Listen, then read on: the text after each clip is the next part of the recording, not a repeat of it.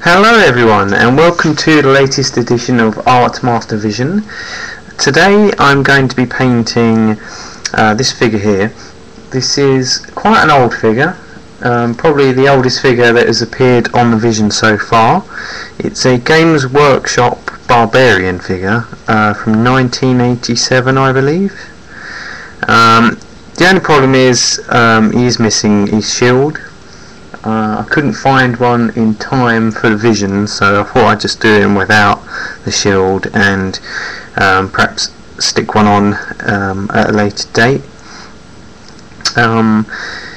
So it is a metal figure on a slaughter base, as you see. And we're going to start with undercoating the little bit of fur that he's got covering his unmentionables. The reason I'm doing this first is because I need to give it a little bit of time to dry before I can wash over it. So I'm going to take Vallejo Buff. This is because I'm going to do sort of almost like a leopard print, I think. The usual barbarians, I guess, would be wearing some brown fur or grey wolf fur or something, but I think some nice leopard print would give it a bit of character and a bit of comedy as well.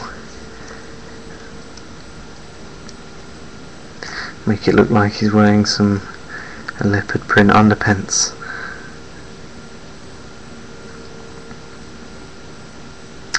Alright, so that's that. There's a little bit round the back as well.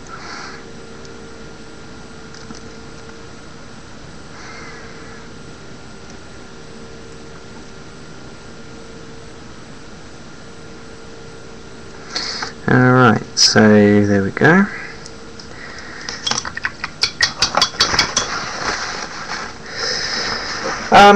Before we carry on, I'd like to give a quick shout out to somebody who wrote a very nice blog post about the Artmaster Vision. It goes by the name of Hattie on the Steve Dean forum. I don't know if you've been there or not, but if you haven't, I highly recommend you visit the forum. There's a lot of good painters and a lot of good stuff going on there. But anyway, he put a post up talking about the Vision. He's got his own blog called Foresight Gaming or something. I can't remember the exact name, but it's definitely Foresight. But you can get to that from the post on the Steve Dean forum. So yeah, it's a very nice little piece, and it kind of encouraged me to get back into doing the Visions. Whilst I'm chatting, I'm just going to undercoat his flesh using Shadow's Flesh, Panzer Ace's Vallejo colour.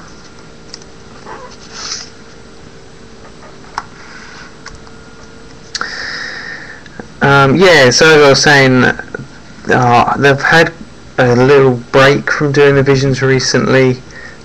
If you're watching this in the future, it probably doesn't really matter that much. But I'm now back. Hopefully I'm going to be keeping it weekly again.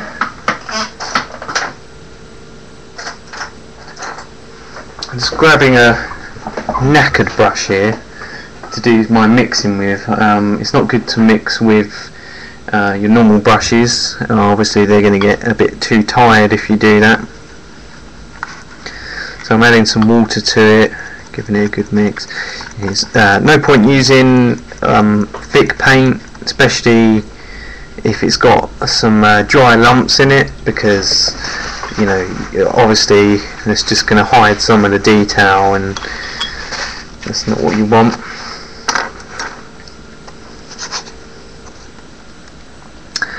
I'm using a large brush to do the base coating. This is a Foundry nylon blocking brush.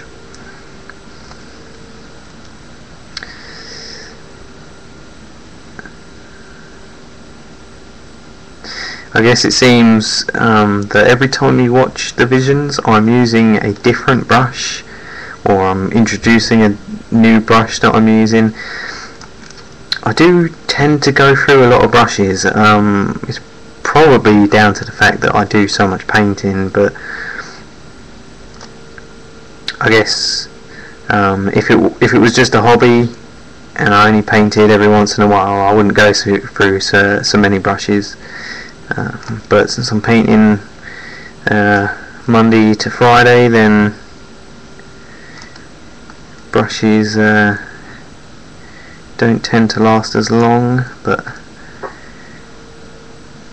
that's how it goes.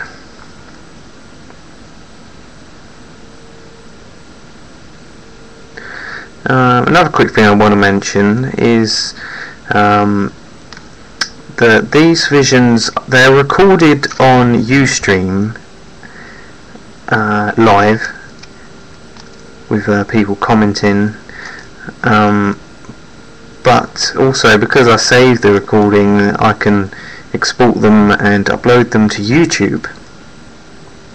If you're already watching this on YouTube, then you don't need to worry about this, but if you only watch them on Ustream or via our website artmasterstudio.co.uk, then you can actually watch them on YouTube, and usually there will only be a small advert that pops up at the bottom of the video that you can just close. So that's the advantage to YouTube. You don't get adverts popping up all the time throughout the video. So I haven't got them all on YouTube yet at the time of recording this, but I'm going to be trying to upload as many as I can. I'm going to stretch it out slightly. Obviously I don't want to upload them all at the same time, because I want to give people a chance to see them on the YouTube page as the featured video on our profile. So I guess once each video's got a certain amount of views, then I'll probably upload the next one.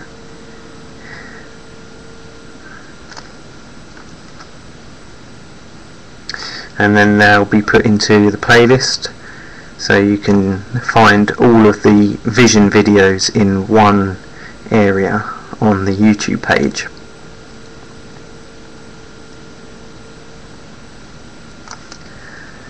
I'm also planning on doing some other YouTube videos. On there are a couple of more high quality painting tutorials like this. One of them is how to paint Napoleon, and one of them is how to paint an Imperial Guard officer, and they're recorded on a higher quality camera, and because they weren't streamed as well, the quality's higher, but they were also done before the limit on YouTube was extended to I'm not sure if it's limitless at the moment, but I can definitely upload longer videos. So now, instead of uploading part 1, part 2, part 3 in 10-minute parts like those other videos are, I can upload longer full-length videos. So in the future you might see how to paint for instance a Prussian line infantry figure from Perry Miniatures or something, and that will be just one big high quality video. So that's good. Might not just be how to paint videos either, could be doing other videos. Let me know what you're interested in seeing. Perhaps miniature reviews from different companies.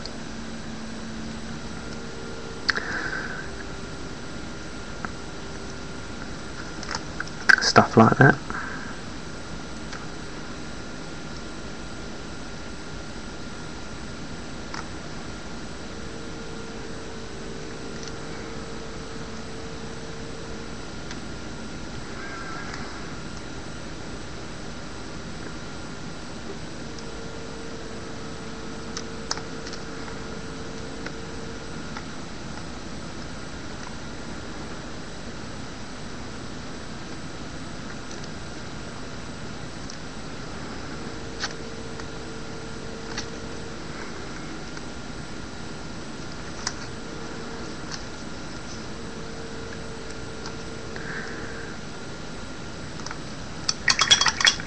Alright, so that's his flesh base coated.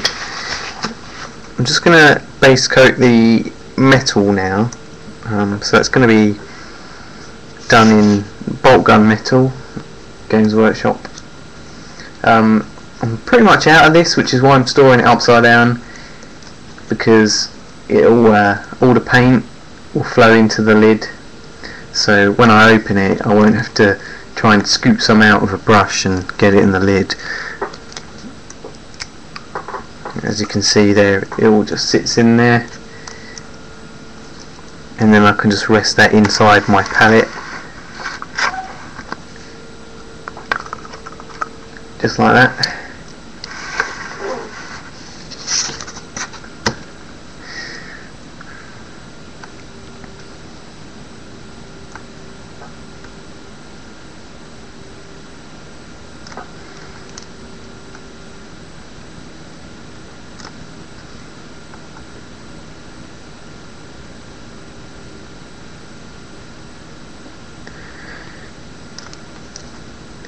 One thing you have to watch out for with Games Workshop paints is they definitely are a bit thicker usually, especially if they are getting a bit older and you're getting down to the last bits. The paint usually goes a little bit stodgy and lumpy if you're not careful, so you know, definitely add some water to it. Now, I think I should give him a silver helmet, but I've got a little bit of an urge to give him a copper one for some reason, just to make it look a little bit different. So I'm not going to paint it silver, I'm going to make him look a little different, so there's not too much silver on him.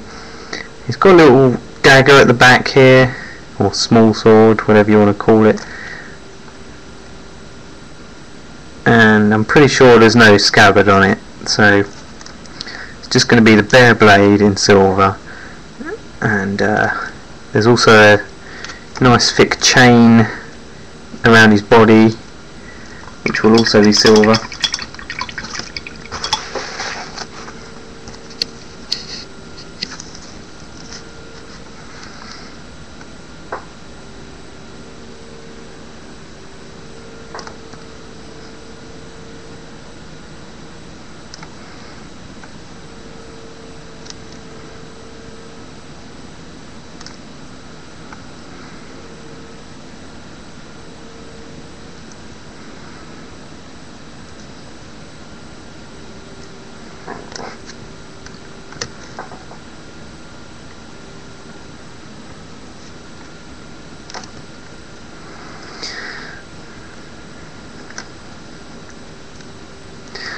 And I think we'll do the handle of the shield in silver,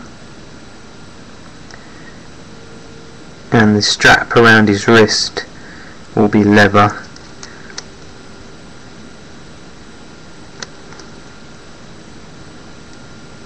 I suppose the good thing about painting with a shield is that you can access different areas of the figure a bit easier without the shield getting in the way. I think a lot of people like to do that, especially with like Roman legionaries, for example. Some people like to paint the shield separate from the figure and then attach it after the figure's painted. That way you can get behind where the shield is. So now I'm going to base coat the leather. Or I might do the helmet first actually. There's a colour called, here we go, this is copper. So this is a Vallejo model colour. Nice sort of orangey metallic. And this is a great base coat, which we're going to add a nice brown wash over.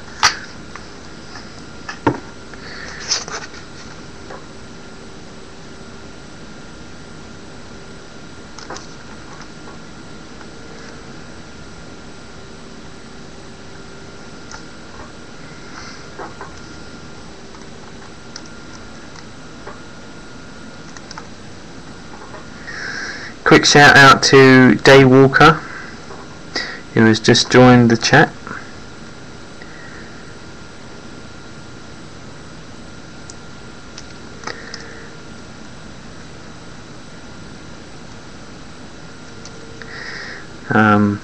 If you do want your name as a shout out, please let me know.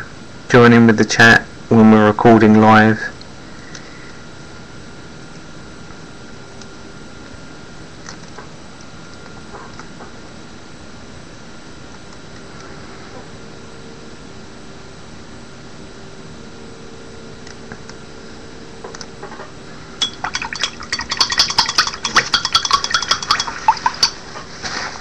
So now we're going to take some brass, and this is going to be for the dagger handle.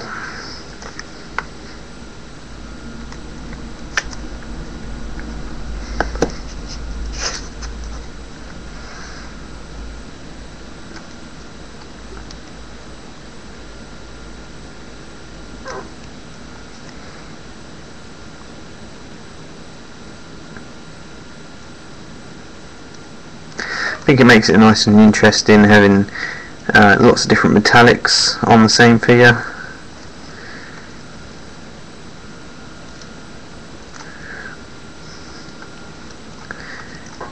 Do a little bit on the axe handles.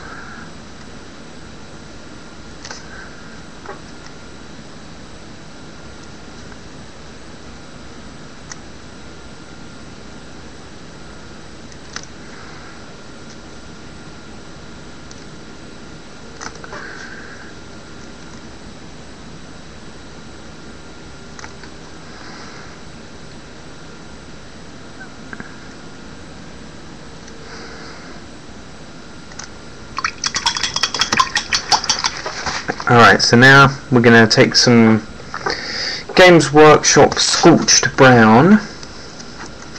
There's kind of a red brown.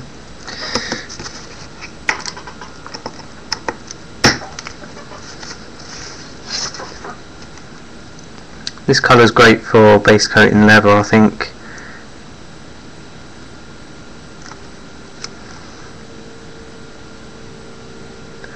I guess a similar colour would be Vallejo Flat Brown, although Flat Brown might be slightly lighter.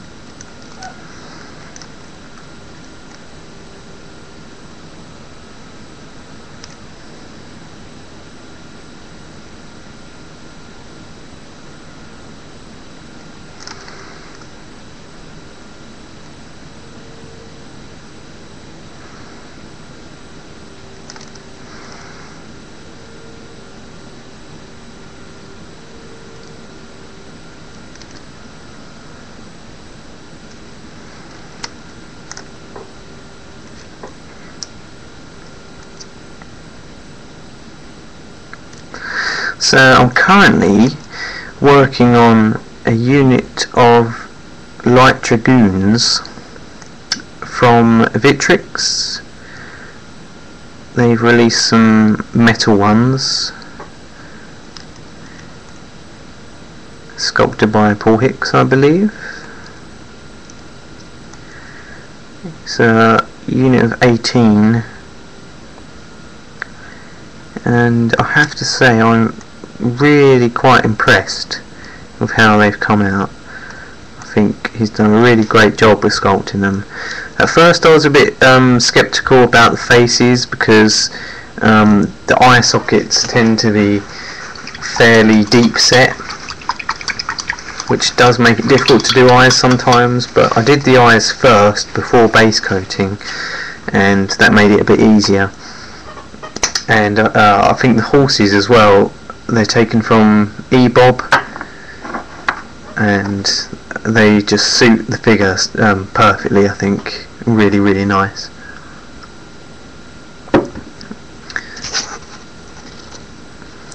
Now I'm not sure what colour I'm going to do his hair yet. I'm going to leave that for now. I'm going to move on to the eyes. I'm going to put some black down first, and then put the pupils in and tidy up around that.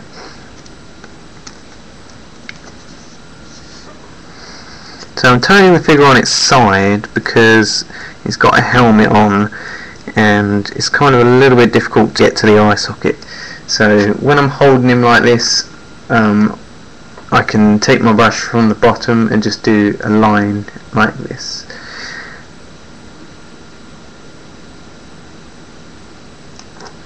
And then turn it round to the other side and do the same thing. Again, this is where it'd be a lot more difficult if there was a shield in the way,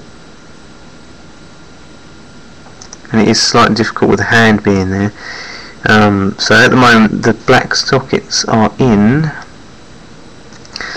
They're slightly larger than they should be, but that's going to get tidied up in a moment. The arms on the dragoons, or the right arm I should say, is separate, and they come with I think 4 variations. So there's like stretched out arms, attacking, and there's an arm that's closer to the body. But I tend not to like arms that stick on because I think they look awkward sometimes. But actually, once they're painted, they look quite natural, I think. I might show some work in progress ones at the end of the vision, just to give you an idea of what I'm talking about. So now I'm going to dot the pupils in. I'm going to use off-white for this. You could use standard white or ivory.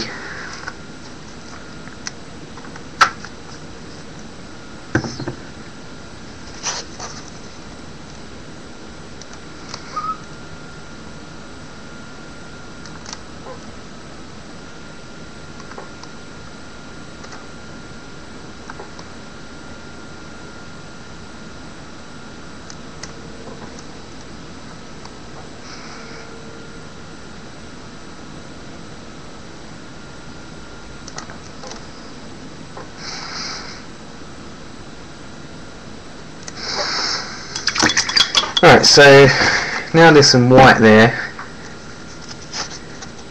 You can tell that they're not looking that fantastic, but what we're going to do now is get the black and tidy them up.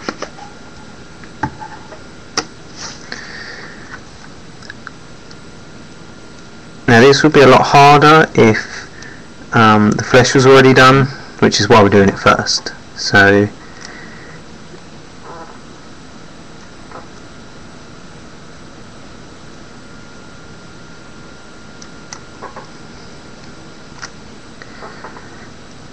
we just put the black in and dot the pupils. Try and make the pupils quite central, and make sure the 2 dots of white aren't too far apart from each other.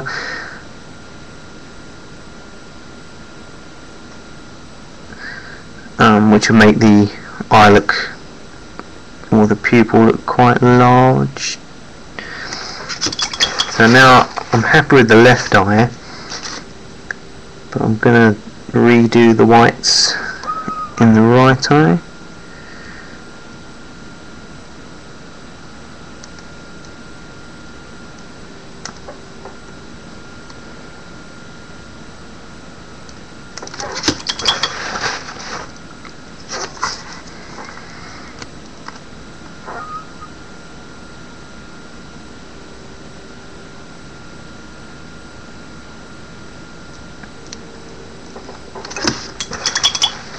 Basically keep doing it until you're happy that both eyes look quite even. Sometimes you get it first go, sometimes you don't.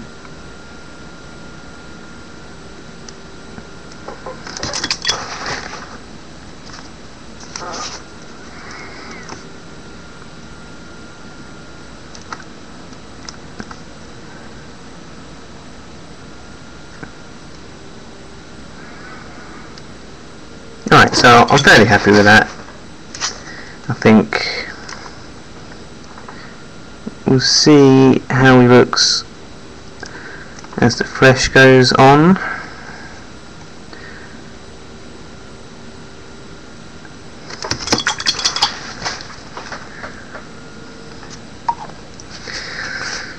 So now we're going to do a little bit of mixing, because the area of flesh is so large, because there's arms, legs, torso, hands and face. We're actually going to do a little bit of mixing today. I don't normally mix on standard figures.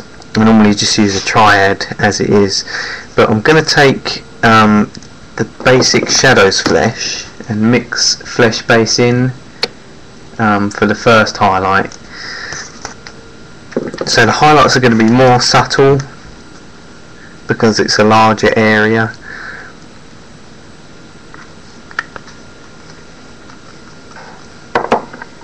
If you haven't got flesh base, then you can just use flat flesh, which is what I'd normally use, or just, you know, a lighter flesh overall.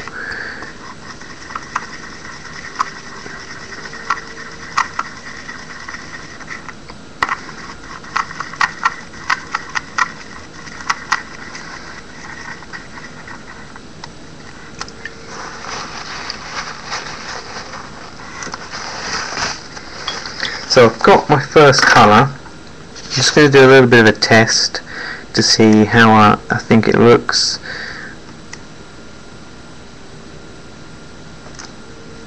Alright, so that's enough for the first one, and we're going to be covering most of the base coat with this.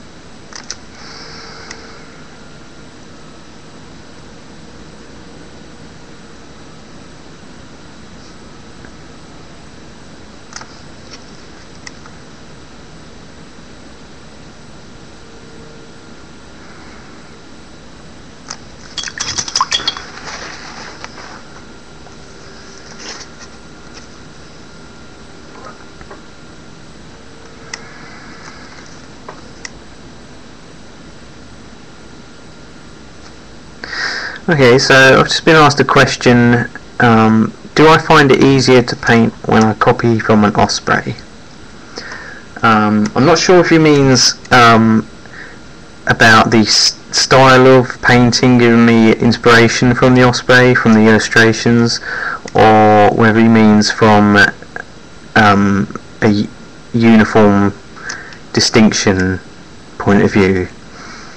But if I'm looking at Ospreys for inspiration, then I don't know. I mean, I tend not to get much inspiration. I guess that it helps for colours mostly, because when I'm looking at the uniform colour, then I can kind of pin down what sort of tone I want for a specific jacket colour, like French blue for instance. So it helps in that regard. But in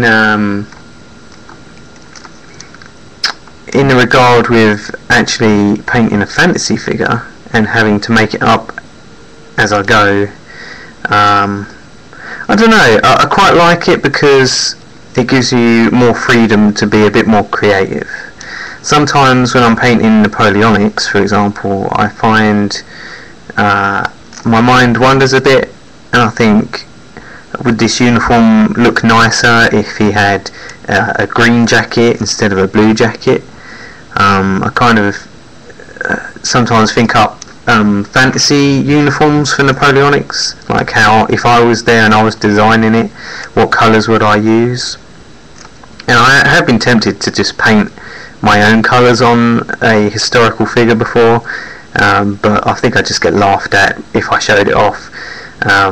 you know, because it's not historically accurate. But I guess you know, it's all a bit of fun. So, but yeah, because I've got my own creative freedom, sometimes it is nice to be able to do fantasy, because you know, you've got ideas about how you think, you know, like when I think about goblins, I don't necessarily imagine them to be the lime green colour that you usually see. You know, you've got the freedom to give them human type flesh if you want, or you know, like recently I did a commission for some 40k orcs and the customer wanted them blue, and I think that's actually quite cool, being able to just change things up and make things more interesting. And also if you're doing your own army, then you've got the freedom to make it unique to you. So that's what I really like about fantasy figures. Sometimes it can be difficult, I guess, but you know, pinning down the right colour scheme for what you're really thinking about. But I guess it all comes down to how much imagination you've got. But you know, you can always do a test figure, and if it doesn't come out looking exactly how you imagined it, just go back and do another one and just try it different colours.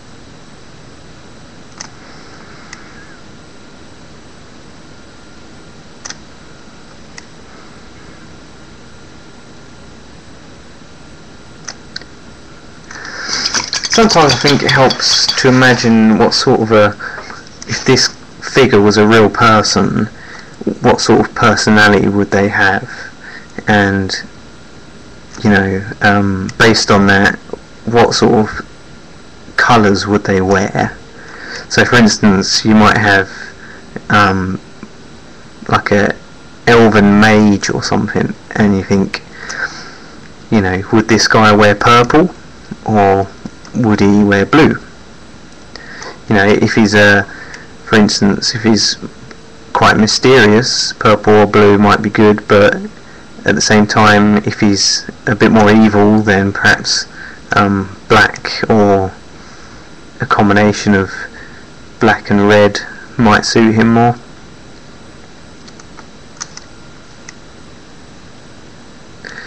Or he might be a bit more mischievous, so I guess kind of a comedic green, you know, like a Christmas elf or something. I guess it depends on what sort of clothes they're wearing as well.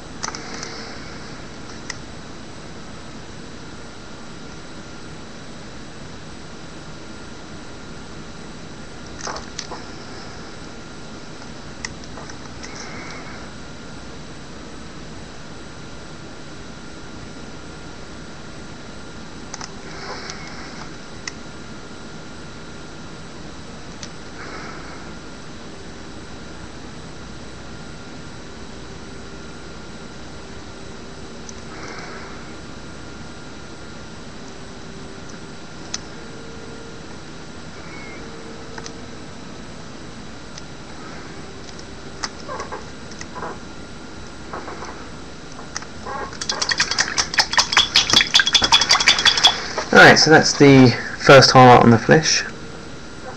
So now we're going to keep adding in flat flesh until it lightens up, and until I get to a stage where I think it's bright enough. And at the same time we want to keep the layers fairly subtle, but we don't want them to look too pink basically, so we need to make sure that we go bright enough so that, you know, he doesn't look a bit too sunburned, which is kind of tricky sometimes if you start off with such dark colour, especially if you're used to just using 2 highlights.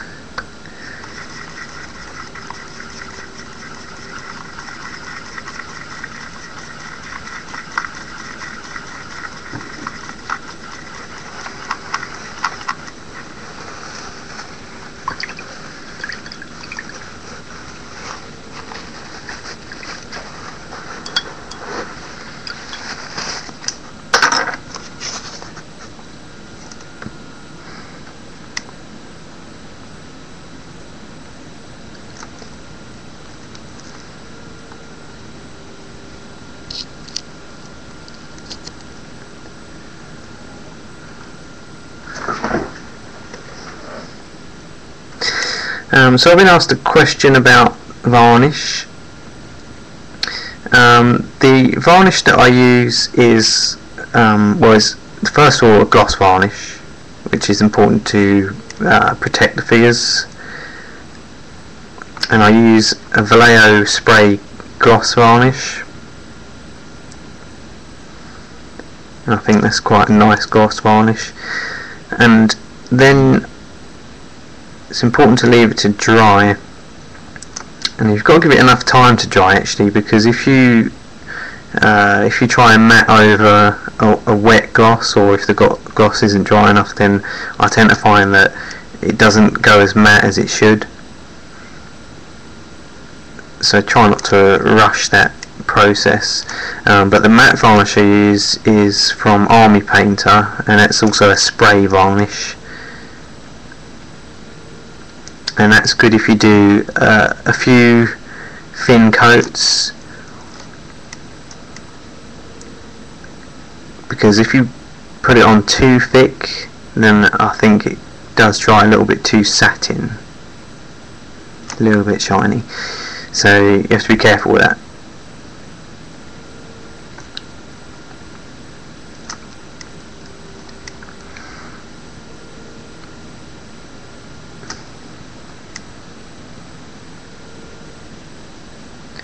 And it's very important to give the cans a good shake as well.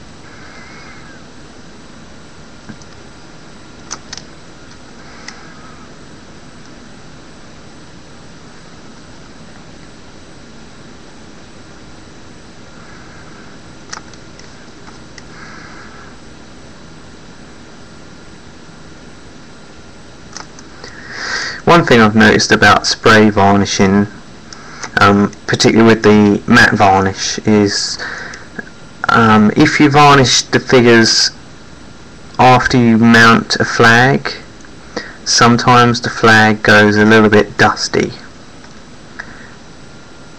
So I'd advise, if you're going to use a spray matte varnish, to put the flag on after you've varnished the figures.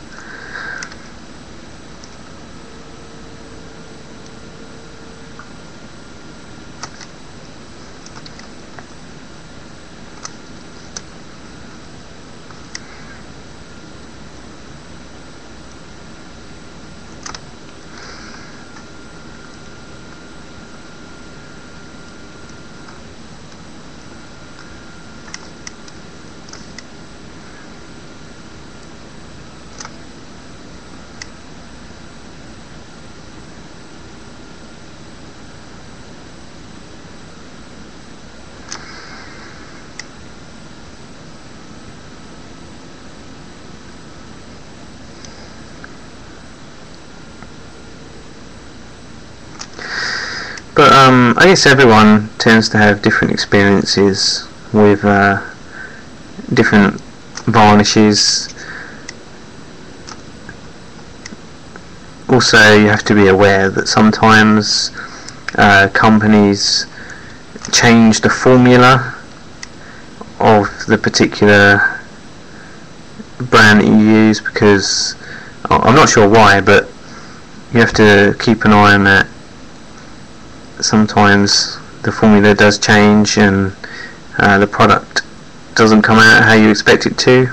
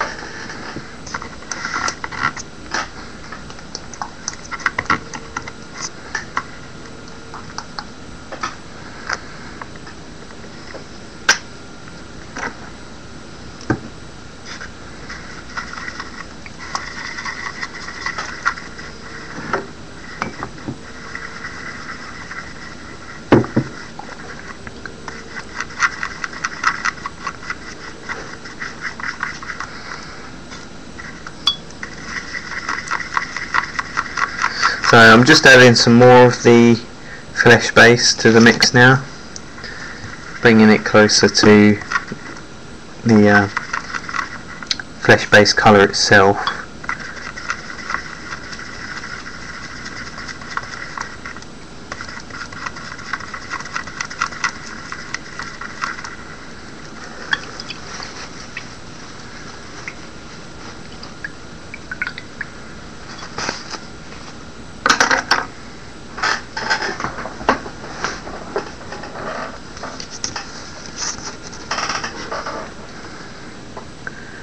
In a minute I'm gonna put the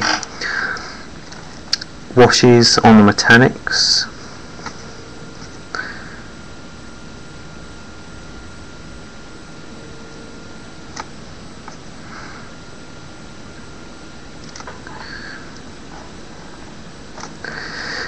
Also, when you're doing the mixing method with lots of layers, make sure you do add enough water, because if you don't, then because you're doing so many layers, it's just going to keep getting thicker and thicker. But adding water to the paint, it makes it more translucent, so it blends slightly easier. So if you find that you think, oh, there's too much contrast, you can put the paint on at like the top most part where the light's hitting it, and then kind of stretch it out towards the edges and feather it with your brush.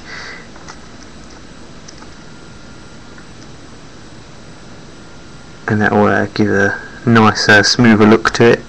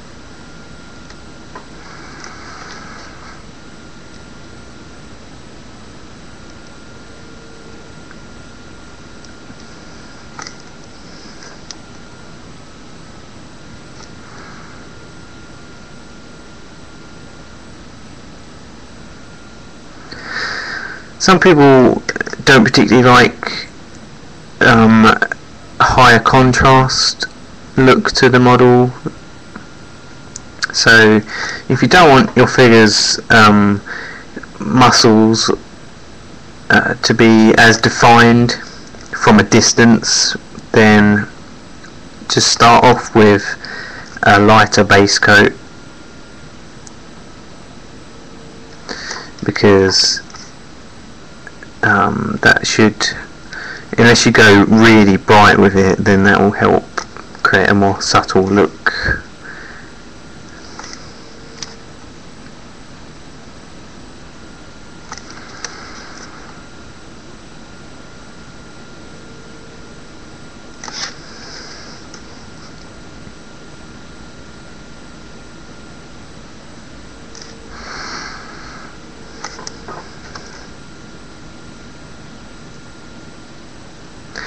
When painting higher quality figures, I tend to use more layers anyway, because I think there's only so much you can do with a base coat and 2 highlights.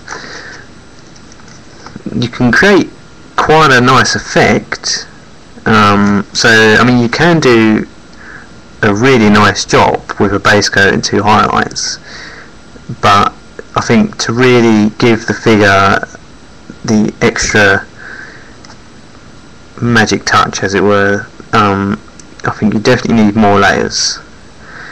Even if you're not doing more layers overall, if you're just doing that extra highlight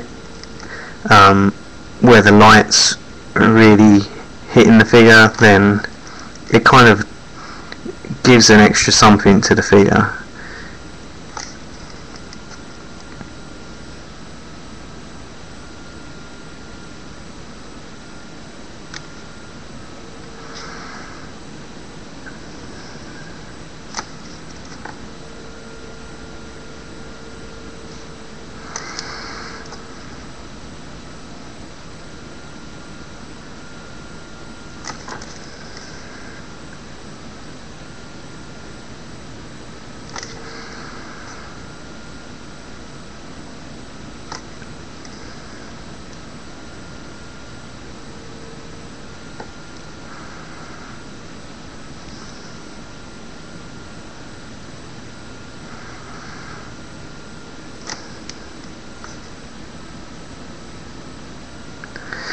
So I was having a clear out of my studio the other day, and I came across a whole bag of these. I didn't even know I had them. It's just stored away in a drawer somewhere. Quite a few of them. There's ones in chainmail, or ones in bearskin outfits, or there's even one with like an eagle on his hand. And there's a few female ones as well, only a couple of those though. But I think they're all quite nice figures. They're all fairly characterful and, you know, interesting figures. So I saw them, I thought, not many people probably know about these, or, you know, well, I certainly didn't anyway, but they're just something different. I thought it'd make an interesting subject for today's vision.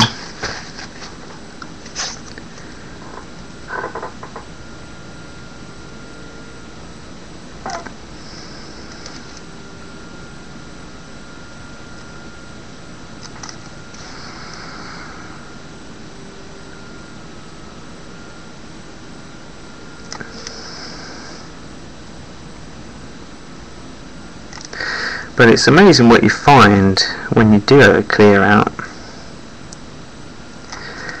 You know, in all your old boxes and tucked away in a little treasure chest somewhere.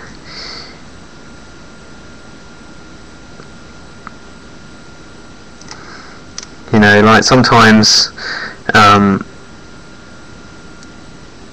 you know, like you buy something like a pack of eagles, French eagles for standard poles, and then you use one or two, and then for some reason the pack gets tucked away somewhere, and then the next time you come to look, you think, oh, I've run out, I need to buy some more, and then you buy another pack and then use those a few times, and then they get tucked away somewhere, and then you end up buying more, and you end up with 3 or 4 packs of eagles, and then when you have a clear out you find all these French eagles, and it's like, didn't even know I had them, but now I found them.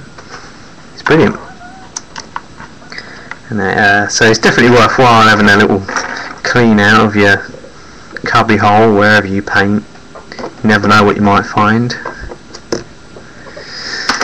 Alright, so now I'm going to wash over the metallics.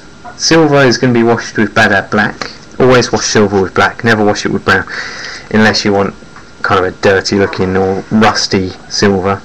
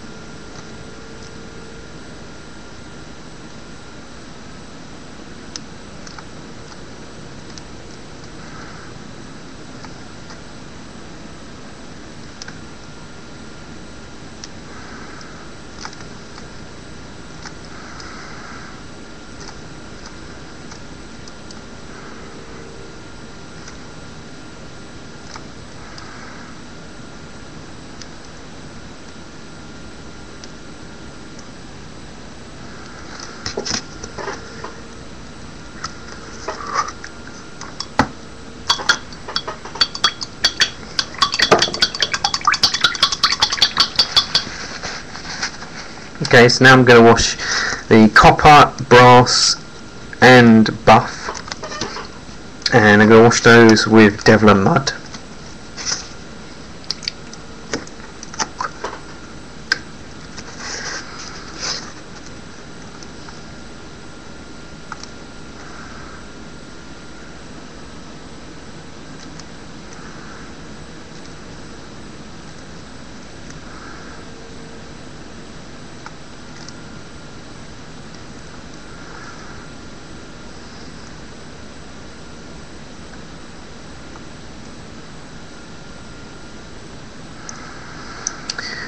If you can help it, try and leave some time for colours to dry. So if there's a brass and a silver together, like up here, it's best not to wash them whilst the other wash is still wet, because the two can sort of leak into one another.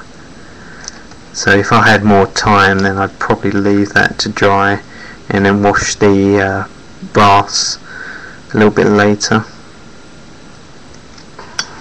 But I can't sit all day and watch paint dry. Time's always ticking.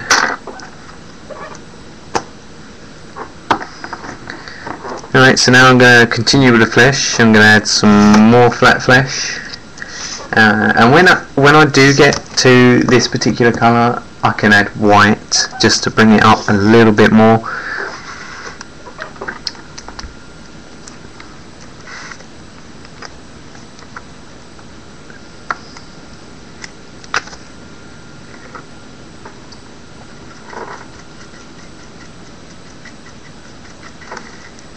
Yeah, I think this colour actually will do it on its own now.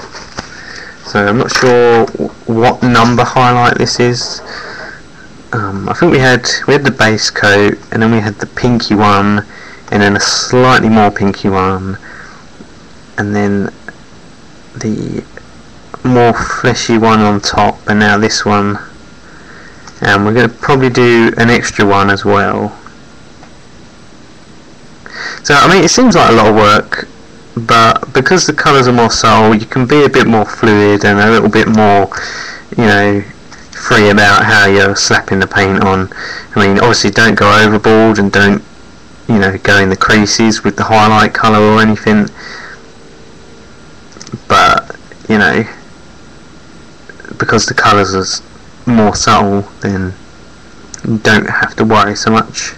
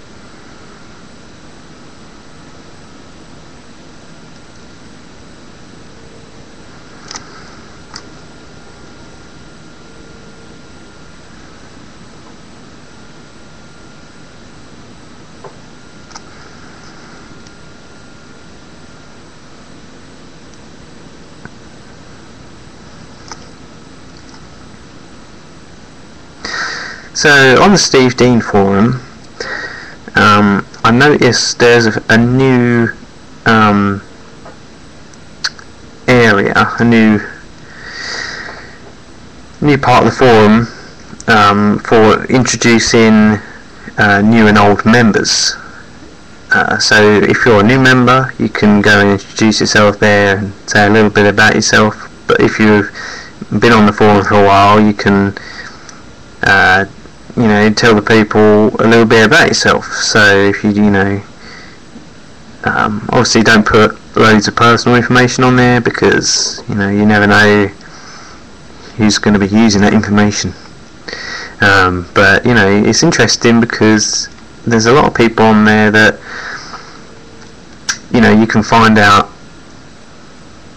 their what they do for a living, because not everyone paints on a commission basis. You know, a lot of people just do it as a hobby. So it's interesting to find out, you know, what people's jobs are and what their lives are like outside of painting figures and, you know, gaming with soldiers.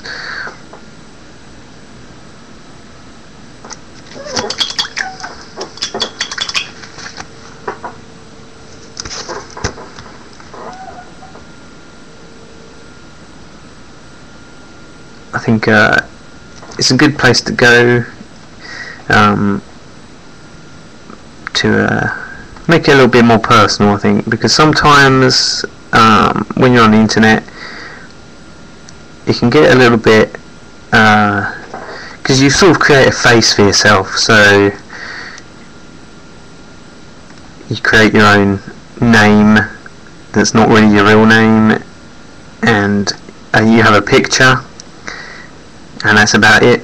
You know, you leave comments for people, but you're kind of a mystery to most people unless you've met them in person.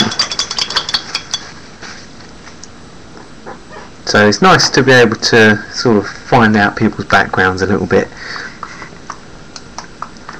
But like I say, I'd definitely be careful about any sensitive information. You know, don't post your address on there or anything like that. But I guess you already know that.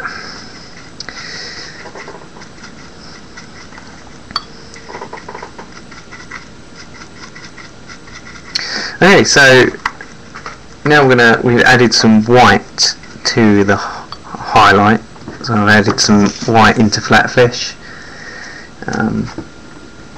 This is going to be probably going to be the final highlight. I think it's quite light. Not going to use it too much over the whole figure.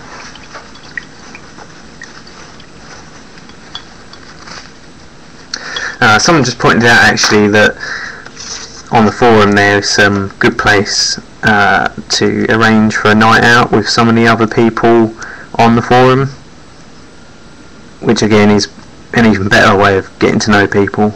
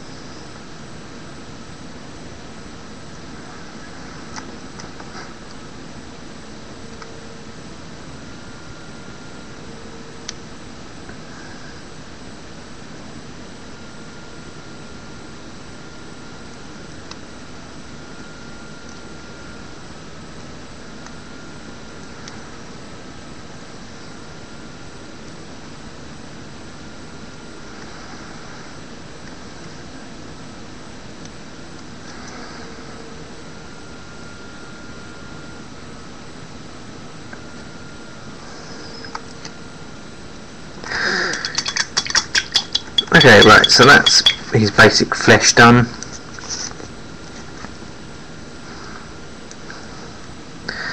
Now we're going to move on to perhaps the leather. And I'm going to use Vallejo German Camo Medium Brown from the Model Colour Panzer series. So this is called sort of a yellowish brown.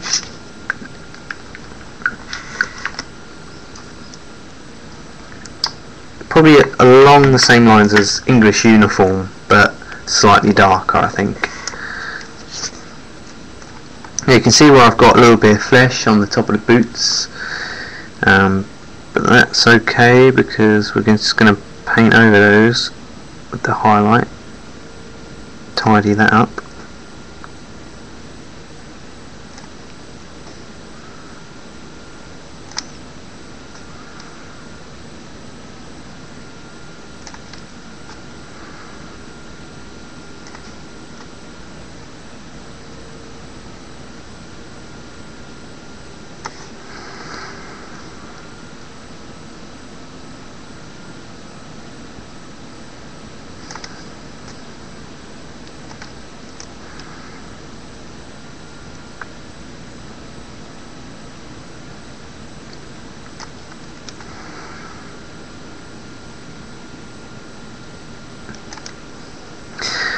The other day we received a copy of the new Black Powder book,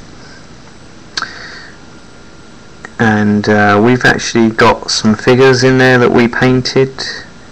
You can probably tell which ones are painted by us. I don't think any of them are actually captioned as to who painted what, but most of the major personality figures in there were painted by us. So we Bonnie Prince Charlie, for example, and Frederick the Great. It's actually a really good book, and there's a lot of good pictures in there, so if you have a short of inspiration on periods, you can go and check that out. And it actually came with a free figure as well, which is based on the artwork on the front of the cover. So I think that figure might be appearing in a future vision. He's actually got a kilt on as well, so that'd make quite a good subject point, I think. It's actually a really nice figure as well.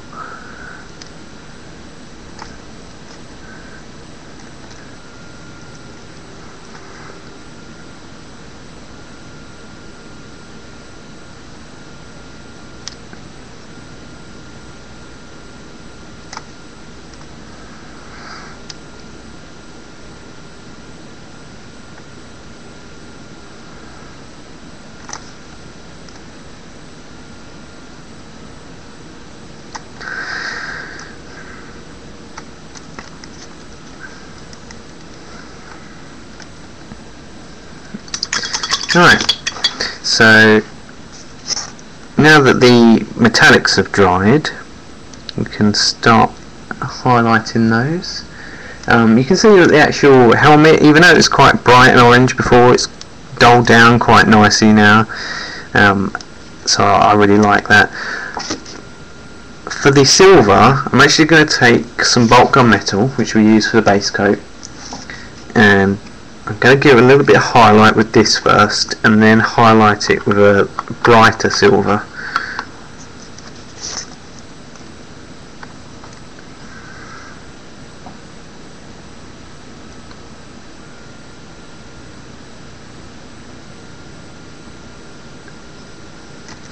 So even though this is quite a subtle highlight, I think it's going to be worth it.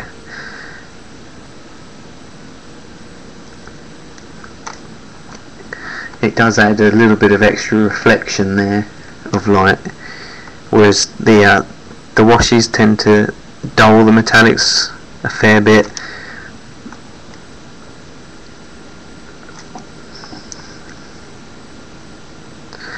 So yes, the more reflection you can put back in it, the better.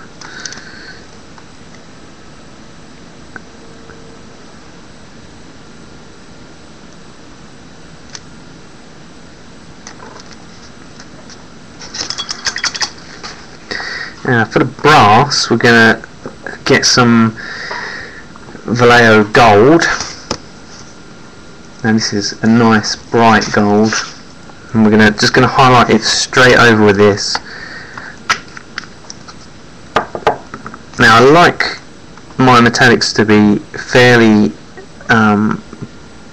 bright and shiny.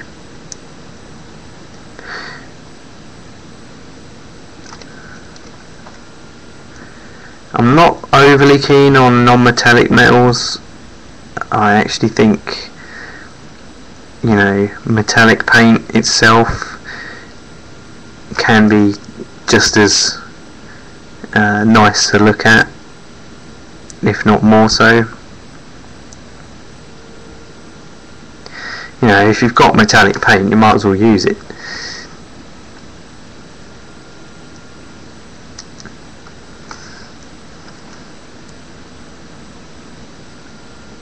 But I guess I'm a little bit old-fashioned, a little bit stuck in my ways with the metallic paint, but I'm not saying there's anything wrong with non-metallic metals. Perfectly fine, you know, they are quite attractive if used correctly in the right way, but I do like my metallic paint. I'm going to move on to using the bright silver now. This is Model Air Aluminium. Not aluminum, aluminium, and this is nice and bright, and this is really going to catch the light on the model.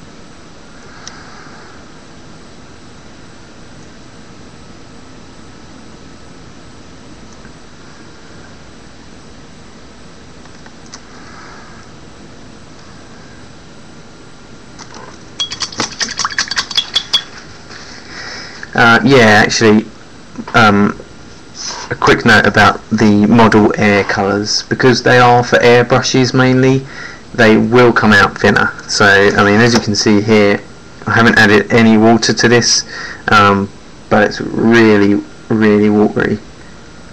So don't use that expecting to get a nice well, don't buy them expecting them to be the same viscosity as the standard paints.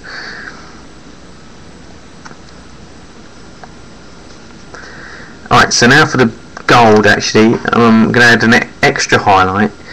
Now this is going to use another model air called Gold. And as you can see, I haven't shook it, and it really does need shaking because all the actual paint has sunk to the bottom. But because it's so thin, it does mix fairly quickly. So.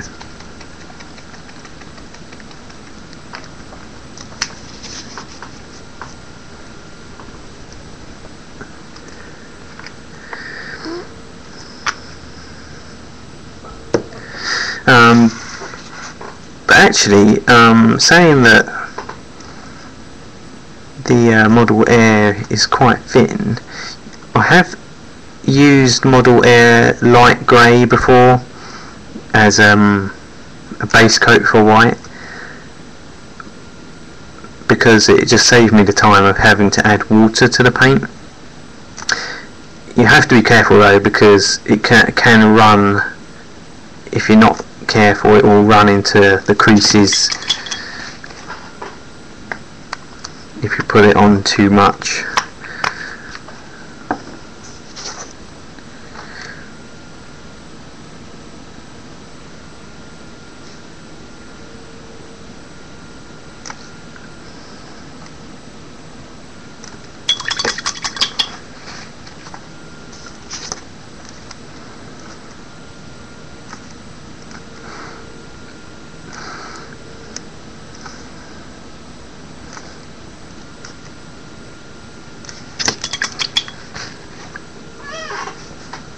Right, so now for this copper, I'm going to take the metallic copper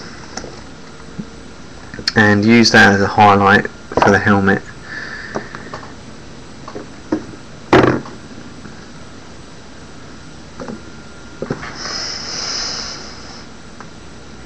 If I can find it. I seem to have misplaced it.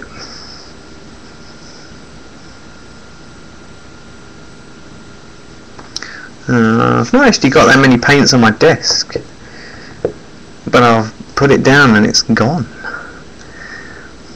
Alright, we're going to leave that for now, we'll come back to that later. Next we're going to second highlight the leather. Actually, before I do that, quickly, I'm going to take some Pal Sand and highlight the loincloth.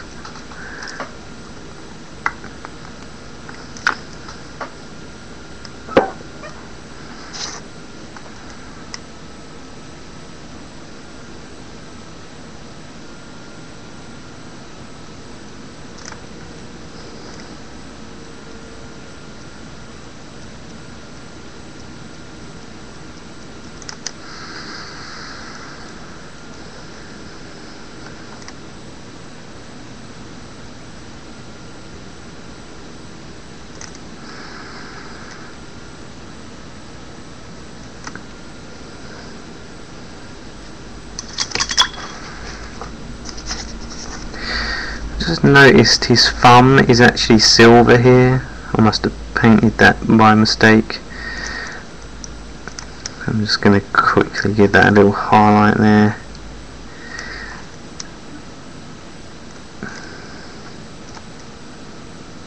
There we go.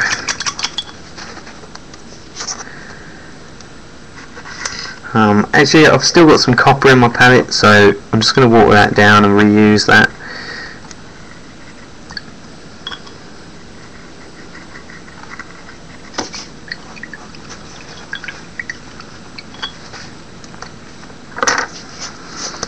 It's amazing how easy it is to lose Vallejo's sometimes, actually. Sometimes you can just be painting with something and then you put the paint down and then you go to get it again a few minutes later and it's gone. And you spend ages looking for it and you just can't find it at all until you finally realise that it's behind a larger paint or something, like just out of your line of sight.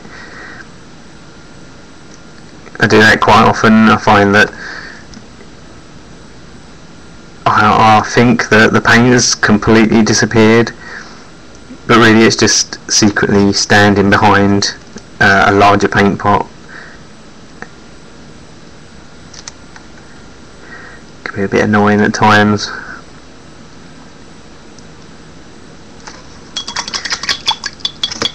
Alright, so now I'm just going to use some of that bright gold, this one. I'm going to add some water to that and use that as a highlight.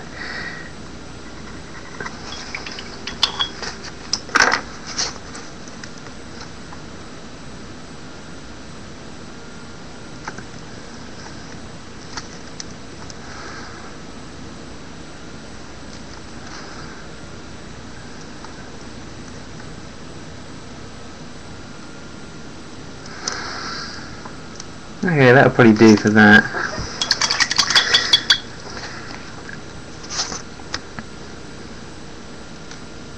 Yeah, so now for the leather, we're going to highlight it again with another Games Workshop colour called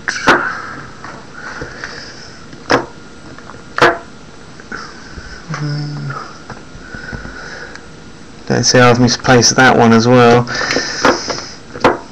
I think it's called Vermin Brown.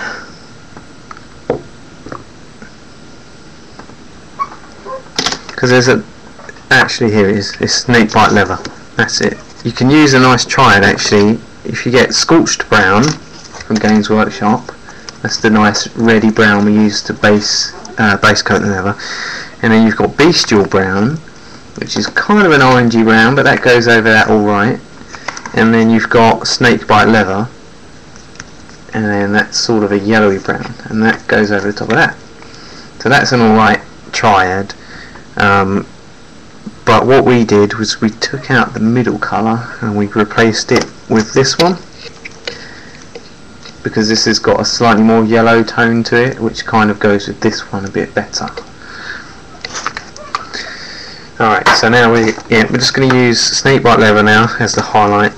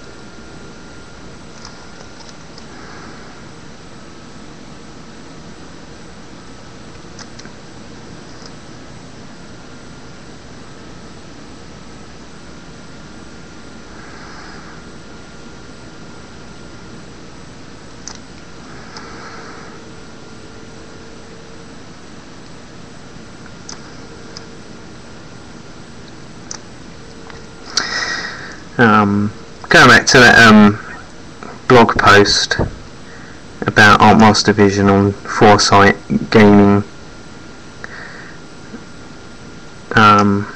there is a bit in there that he mentioned about their vision almost being a little bit like a soap opera sometimes. I thought it was quite funny. He said he was waiting for the moment where somebody offers me a cup of tea, and then I put it down and then have to reach over to reach I think it was Warlock Purple at the back, and then it spills and goes everywhere. I was thinking, you know, something like that is bound to happen at some point.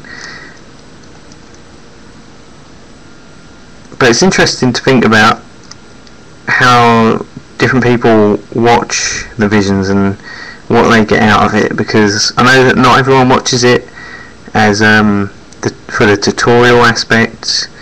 You know, I think a lot of people just watch it because they can put it on in the background and paint with me and just, you know, have something there to listen to. And I think sometimes, like the guy mentioned, that sometimes it reminds him of home because it's his hobby as well. So the sound of me washing my brush, I think a lot of people are familiar with that. So he's saying that when he listens to it in an airport, you know, it kind of takes him back home. So that's, you know, I thought that was a really nice thing that he mentioned.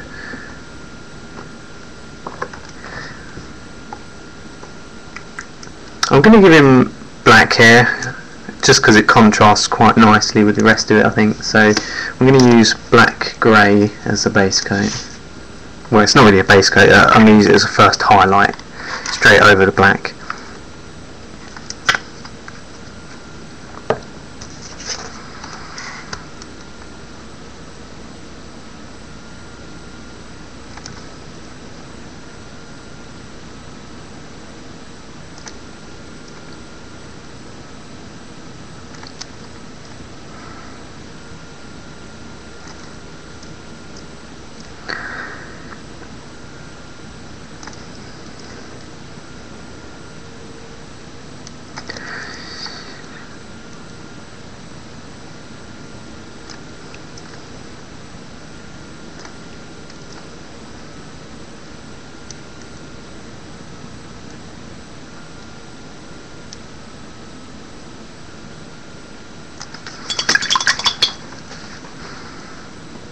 Alright, so now for the second highlight, I'm just going to use London Grey on its own.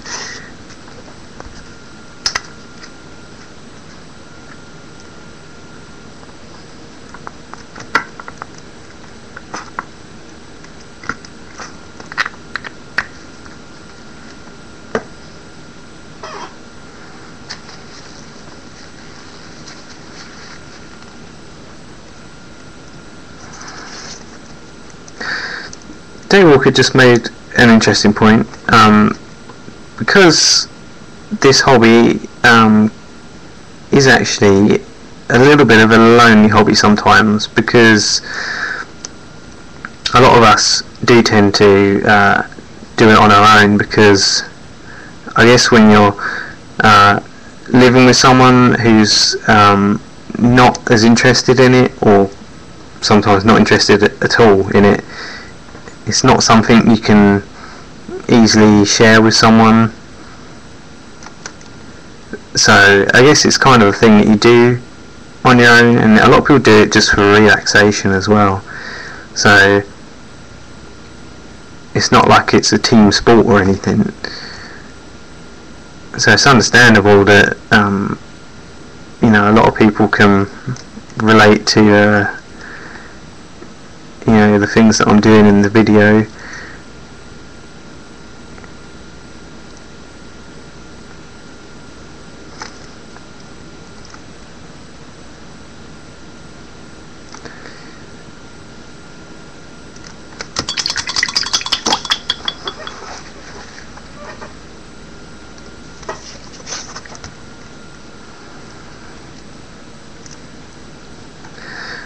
But remember, if you do miss anything in the visions, perhaps you've joined us halfway through, you can always watch them again on YouTube once I've uploaded them, and you don't get the annoying adverts that pop up halfway through the video.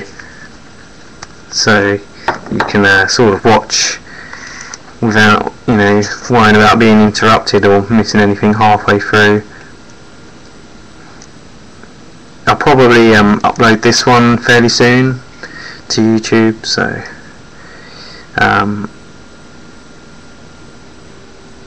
oh yeah, this colour I'm using at the moment is beige brown, Vallejo beige brown.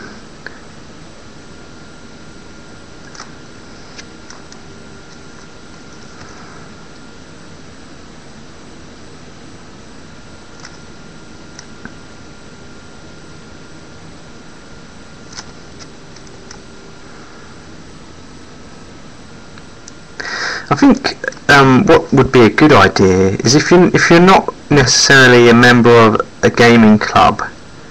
Something I used to do with my friends when I was fairly young was well, I guess I'm still fairly young, but back in the day when I was, say, 15, 16, used to just go around my friend's house and do some painting. Just sort of, you know, if you've got some friends that are into the same thing, just get them around every once in a while and just spend an hour or two painting and modelling at the same table.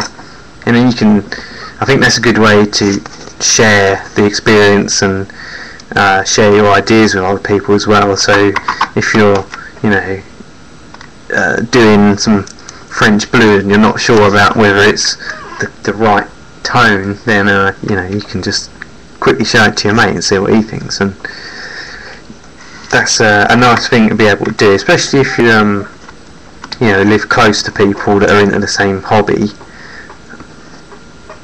Unfortunately, I don't really know that many people where I live that are into the hobby, but I'm sure there are people out there that live close enough to each other to be able to do that sort of thing. Alright, so he's nearly finished.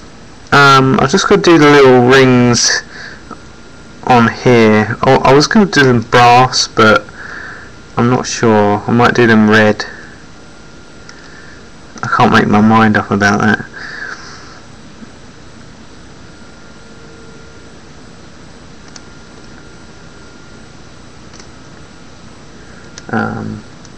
But I'm not sure. I'll tell you what, whilst we wait, I'm gonna take some dark brown, German camo black brown, just do a couple of little circles on the loincloth to symbolise the leopard print.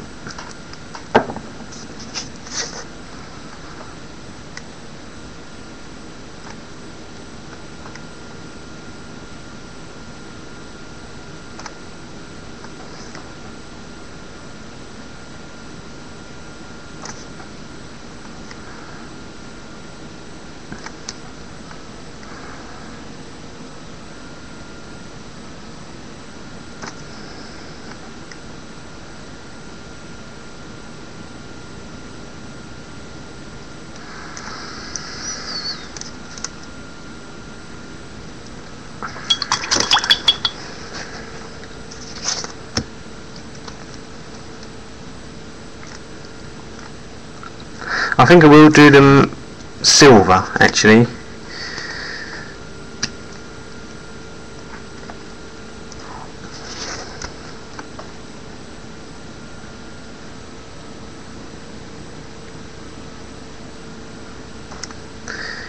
Yeah, I think that looks okay. I think too much brass would detract from the figure itself.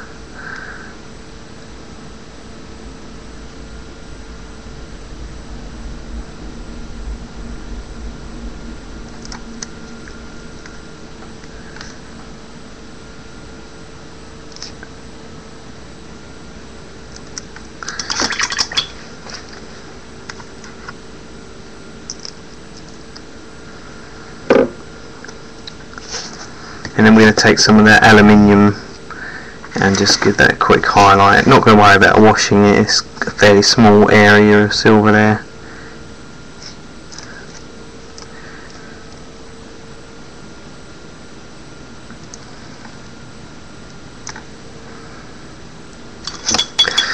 Right, so he's just about finished. One Games Workshop 1987 Barbarian. Something a bit unusual. He is missing his shield, like I said before, but I can always just add that at a later date. I guess you could add some tattoos to make him look a bit more interesting, but I think we're going to leave it at that today. Just before I go, I'm just going to show off a couple of work in progress figures that I mentioned earlier of the Victrix Light Dragoons.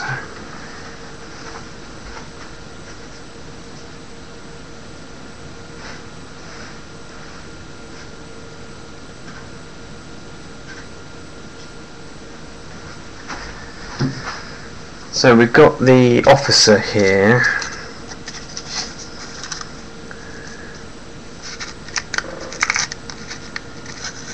Now this actual figure has had a little bit of a conversion on him. The jacket on his shoulder here is actually a plastic one. I think it's probably from a Hussar pack, from the Perry Miniatures probably, with a little bit of wire going around. But that's a really nice figure actually, and you can see what I mean about the horses.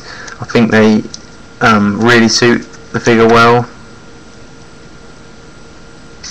So that's the officer. Then we've got the musician on a dapple grey in reverse colours. That's actually a really nice figure as well. Once again, these are metal figures, they're not plastic. I know that Victrix is known for its high quality plastic figures, but these are metal ones, part of a metal range that they've got. Now this is a trooper, and this is the one that comes with the detachable right arm, so it detaches from the shoulder, and this is the pose where it's closer to the body. I'll just get another one that shows the variations.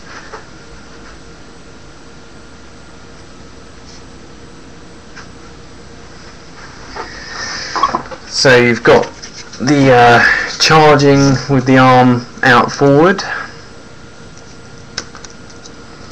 and then you've got the arm down below like that. You can also, I've got a few with that sort of raised above their head as well, which I think works quite nicely. And again, you've got the one closer there. There is one other one, but it's fairly similar to this. It's just the swords flip the other way around.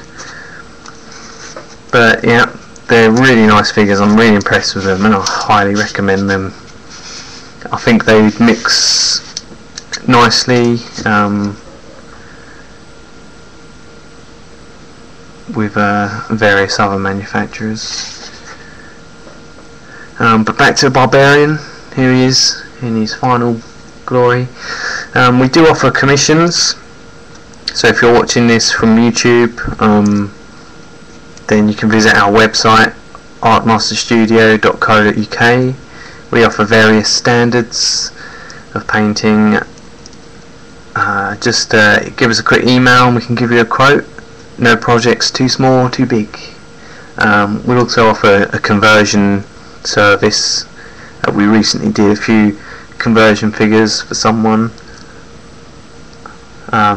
Again, email us for a quote on that, but most of our prices are on our website with plenty of galleries. And thanks again for watching. I've been Toby, this has been Artmaster Vision, and I'll see you again soon.